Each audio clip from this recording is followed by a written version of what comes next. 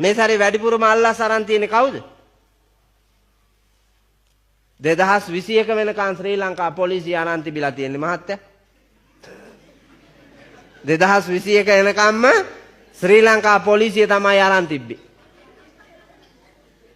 2022 පොලිසිය දෙකලු. ඒ අමාත්‍යංශ වෙන එකෙක් අරන්. බලන්න. ඒක වෙන එකෙක් අරන්. කවුද අරන් තියෙන්නේ?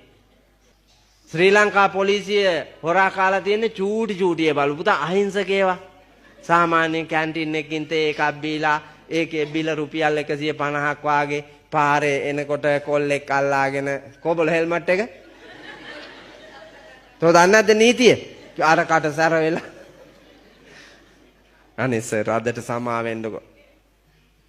සමා වෙන්න වැරදි කර එහෙම පුළුවන් ද ගොලංකාවේ? දැන් උඹත් අරිනවා ඊළඟ එකත් අරිනවා ඔක්කොටම සමාව දීලා වැරදි වලට මං යවනවා. ඒක තමයි නීතිය. අනේ සර් හදිසියට ආවේ මොනවා හරි කරන්නකෝ.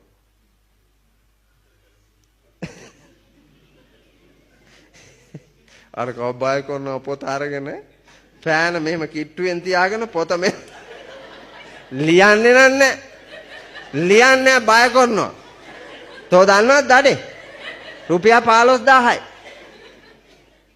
අනේ සර් එපා සර්. මම මොනවම හරි කරන්නම්කෝ. එහෙනම් කරන එකක් කරාපි ඉක්මනට. අනේ අරක ගාව 150යි තිබ්බේ මහත්තයා. 150යි තිබ්බේ. ඒ 150 මහත්තයා මෙච්චරමයි තියෙන්නේ. පළ මීට පස්සේම ආවුනොත් අර 150 අරගෙන අරකට කියනවා නඩුවත් අහලා නඩුවත් විභාග කරලා දඩක් ගහලා අරකට බැනලා යවනවා ඵලයන්. එහෙම හීන් එව්වලු අලන් තියෙන්නේ පුතා. ශ්‍රී ලංකා පොලිසිය එහෙම කෙරුවා අධ්‍යාපන අමාත්‍යාංශ 50 ලක්ෂෙත් තරන්ලු පුතා. ලක්ෂ 50කුත් තරන්ලු. කොල්ලම්ම ඉස්කෝලේට දාන්න.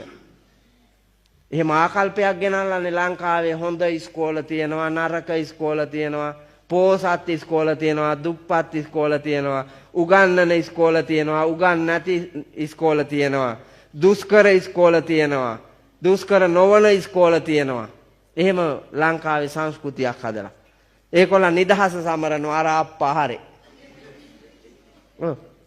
නිදහස් අධ්‍යාපනයක් තියනවලු කියලා ආහාරය සමරනවානේ. නිදහස් චතුරස්‍රේ